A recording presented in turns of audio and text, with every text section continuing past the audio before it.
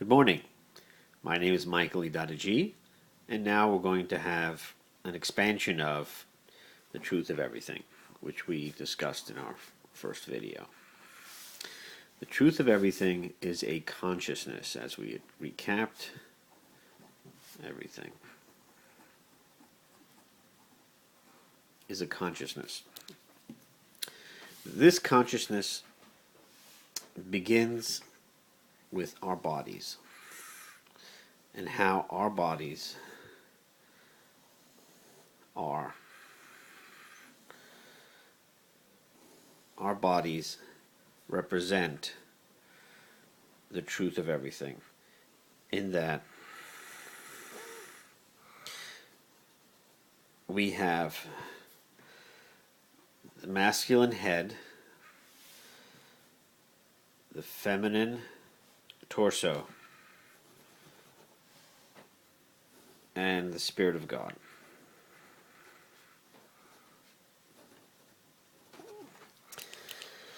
Now,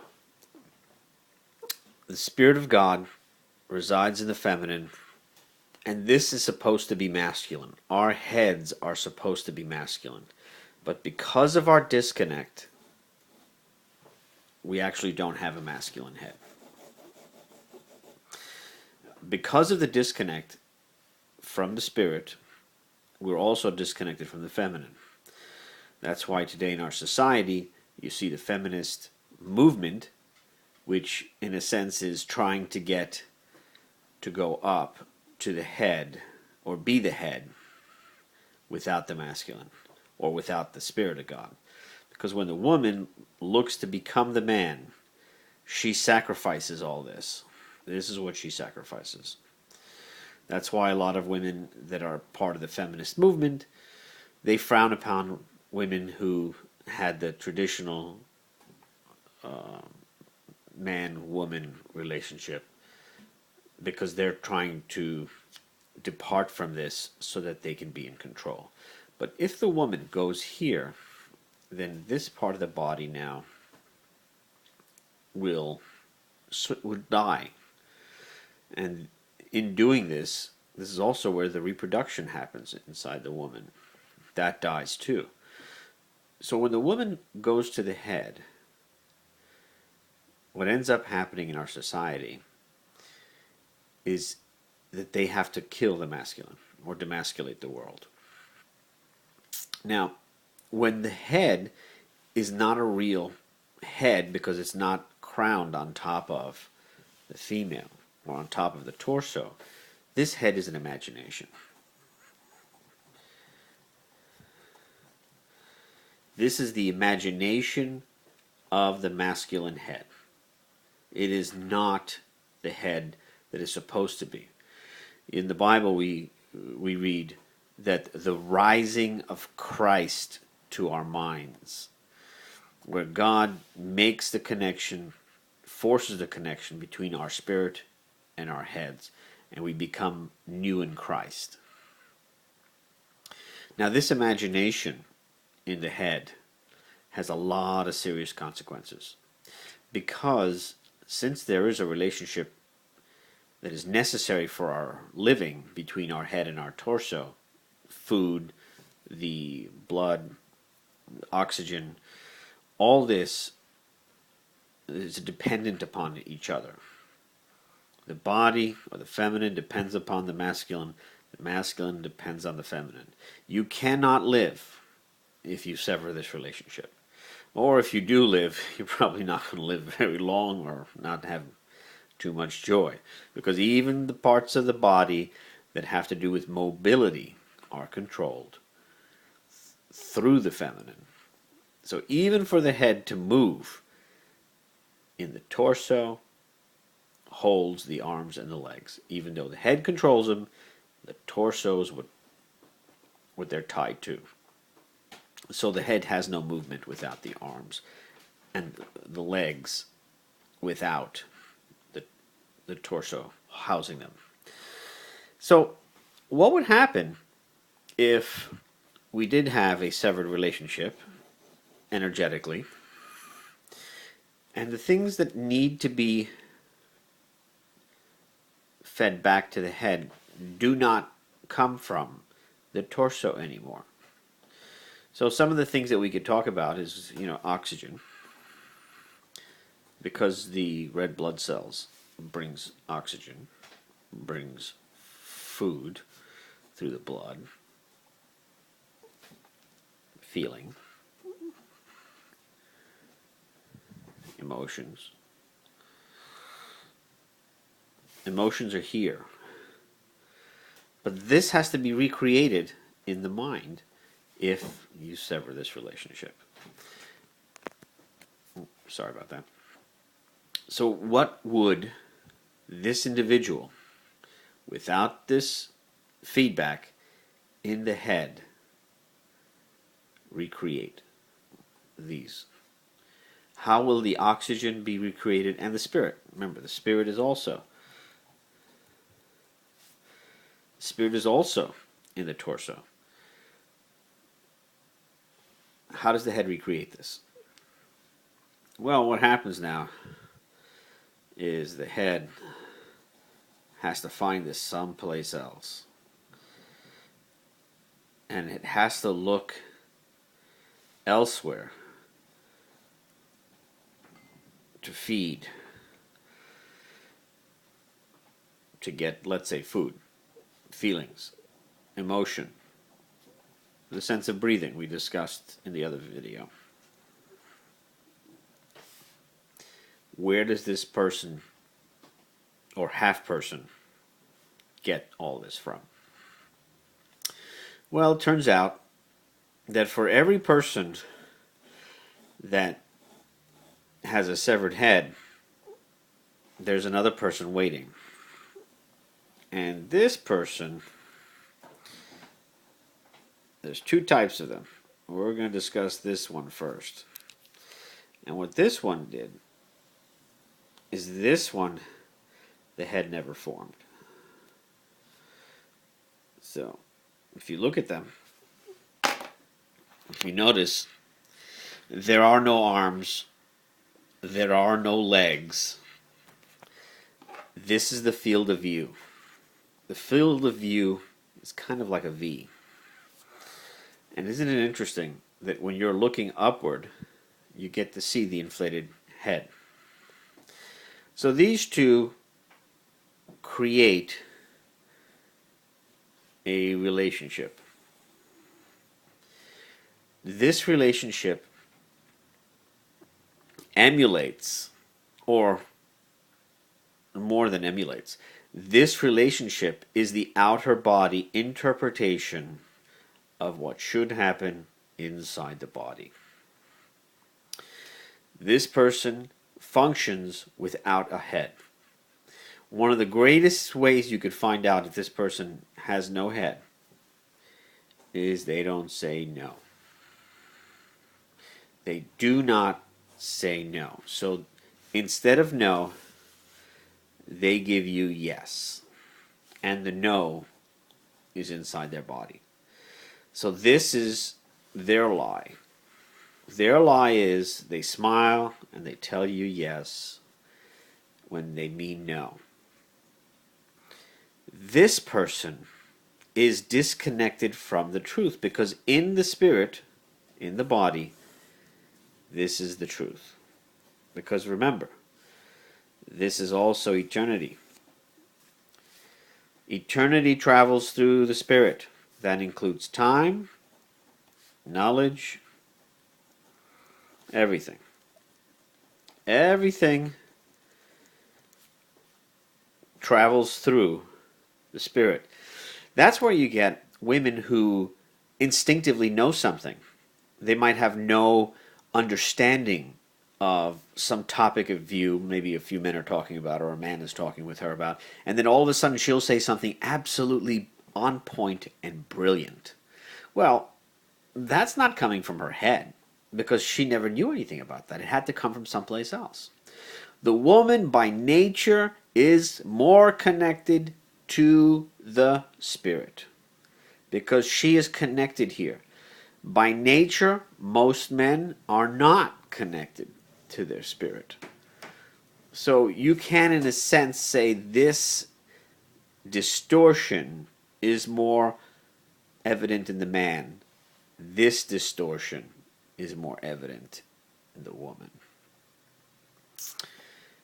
But this is not the full person, because remember, their head is not tied to their feminine body, and they're not connected to their spirit. In this case, the same thing, in a different sense. The head never formed. The head never left the trunk of the body, and these people actually are shaped like this. You could probably see that they have no necks. So if you see someone with no neck, you never know. The head might have never popped out. But this relationship now is one based on lies. This person says, I have no body. This person has no head. So this person must gravitate to that person in their distortion. This is the relationship these people will have. There's another relationship they have, but we'll discuss that in another video. But this is the most common. So when this person needs feelings and emotion, it provokes that person. So it provokes this person, and this person wants to say no, but they lie and say yes. When they say yes, this person just ate on a lie, and their head gets filled with lies. You've probably heard in our society the word psychopath or sociopath. Well, this is how they operate. If you ever met a sociopath or a person that lies constantly, there's a couple of things going on. One, they are saying a lie so that you could believe it. And when you believe it, they get back energy. Now they're living a lie because they're not connected to their feminine body, they're not connected to their spirit. And this person, since the head is not up here where it's supposed to be, now has to lie to that person. And this is how they feed off each other. The most interesting thing is this is the visible that we talk about as the psychopath, which is, you can see this person very easily. Once you get to understand, this is easy to see. What's difficult to see is that person. Because this person is invisible, because you don't see their head. They are behind the wings. The head is hidden. Oops. Sorry about that. Technical difficulty. So this person's invisible. This person is visible. This person becomes the enabler. The enabler is the fuel, because they are, remember, the spirit's inside the body. The spirit is inside the body of the enabler. The head is here, so the energy is greater here. This person is trying to leave their body. By trying to leave their body, they're not plugged in to their spirit. So they have to feed on somebody else's spirit. So you see, though they lie, though they might have an apparent boisterous attitude, or loud or talkative, in reality, they don't have substance. This person has no substance. Now remember, we're talking about the truth of everything here. This no substance also permeates in the understanding of God, science, reason, law, everything. And we're going to go through them step by step with many videos that, again, like I said in the last video, these videos are all going to be somewhat redundant because this is the truth of everything. This same operation, in this case, the distortion of what is supposed to be inside the body. So let's get back to these two now. Actually, I call this the dynamic duo of death, because this is a dance that leaves many shattered lives. This is also the beginnings of a feminist woman. This is the feminist woman as well. They are enablers. They are enablers to a point where they keep on feeding the lies to the psychopath, and then this person has so many lies filled up in here that it has to give judgment to that person, or provoke this person, or violence towards this person, because he's full of lies. The Spirit of God does not let you get away with this. And if you're going to be disconnected from the Spirit of God, then you're going to have to feed off of this person. And same as this person wants to get into the Spirit or is in the torso and does not want the head to come up, will cleave on to that person. That's why these relationships are violent. That's why these relationships end up causing tremendous damage to everybody around them. And depending on how far this disconnect is, will dictate how much feeding that there has to happen in the head off of a host victim. And the victim here is no helpless victim either. Because remember, they are intentionally becoming an enabler. They know better. This person knows better. This person knows that it's proper to say no, but they say yes. Because remember, they're closer to their spirit. So by saying yes when they mean no, they have more power and they're going to have more judgment. So if you see battered relationships where let's say you hear this a lot in our world about a woman who would have 4 or 5 relationships and every one of them ended up beating her up. If she set up this relationship, she must be beaten up to fulfill the cycle, because the Spirit is not going to let you get away with this. The Spirit will never let you get away. People think that they're escaping the judgment of God, but they're really not. If you're disconnected from your spirit, then you will be forced to be with an enabler. You will. And all these things, oxygen, food and blood, feeling, emotions, breathing, spirit,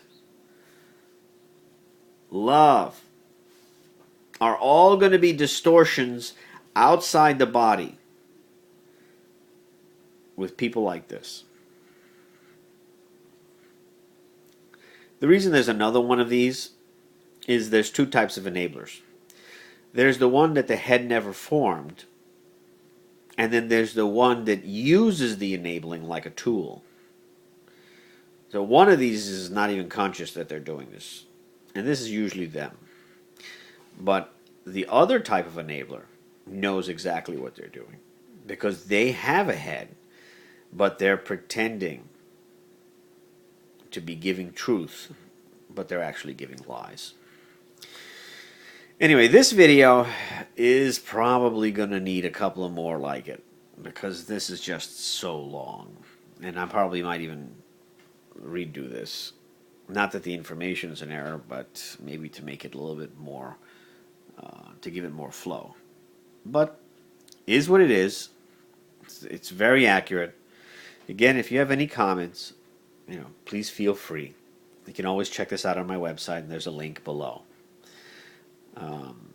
My name is Michael Adadages, and may God be with you and give you insight to heal this disconnect, because this connection is the power of God, not the power of the will.